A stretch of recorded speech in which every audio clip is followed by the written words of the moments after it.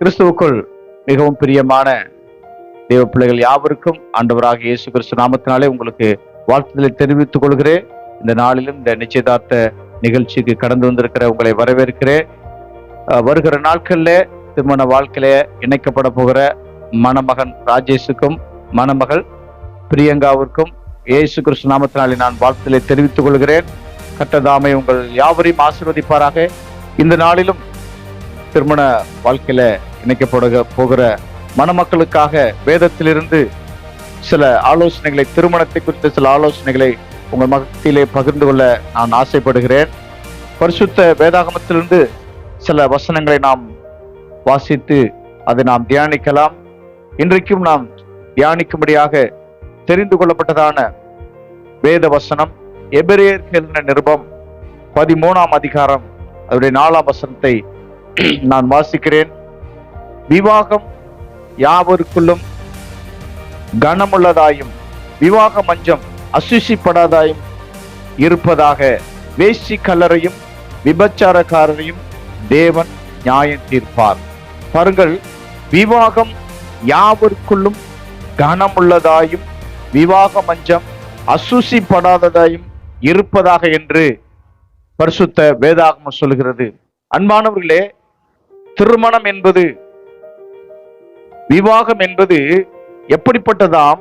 அது கனமுள்ளதாம் என்று சொல்லப்பட்டிருக்கிறது. அது மாத்திரல்ல, இந்த கனமுள்ள இந்த திருமணம் என்ன செய்யக்கூடாதாம்?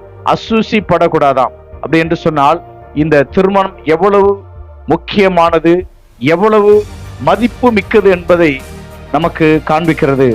அன்பானவர்களே, விவாகம் பாருங்கள், ரொம்ப வேதத்திலே மிகவும் முக்கியம் என்பதை இந்த வசனம் நமக்கு விளக்குகிறது. அன்பானவர்களே, இந்த வசனத்தை நாம் வாசிக்கும் பொழுது வேதம் அழகாக சொல்லுகிறது, விவாகம் அது கனமுள்ளது என்று சொல்லி. பாருங்கள், இந்த உலகத்துல எல்லாவற்றையும் நாம் கனமுள்ளது என்று சொல்ல முடியாது.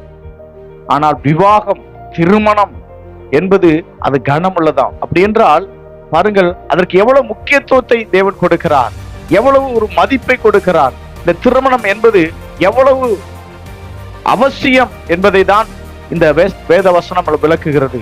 பாருங்கள், வேதத்தில் 2 காரியத்திற்கு கனம் உள்ளது என்ற வார்த்தை சொல்லப்பட்டிருக்கு. ஒன்று, ஒருவன் எனக்கு ஊழியம் செய்வானானால் பிதாவானவர் அவனை கனம் பண்ணுவேன் என்று சொல்லி இயேசு கிறிஸ்து சொன்னார்.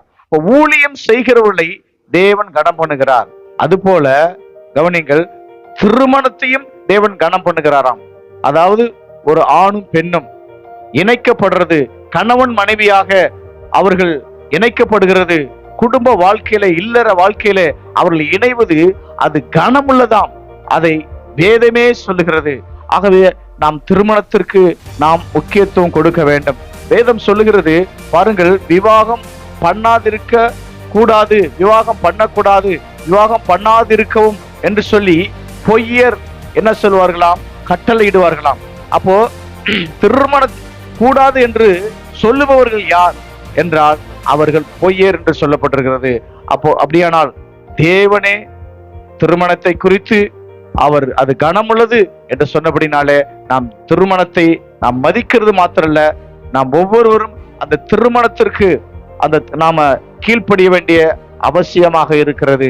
பாருங்கள், விவாகம் ஏன் என்று சொன்னால், எதற்கு திருமணம் நாம் செய்ய வேண்டும் என்றால், கவனிங்க, எபிரேயர் 13:14 4ஆம் வசனத்தில் நாம் வாசித்தோம், விவாகம் மஞ்சம் என்ன பண்ணக்கூடாதான்?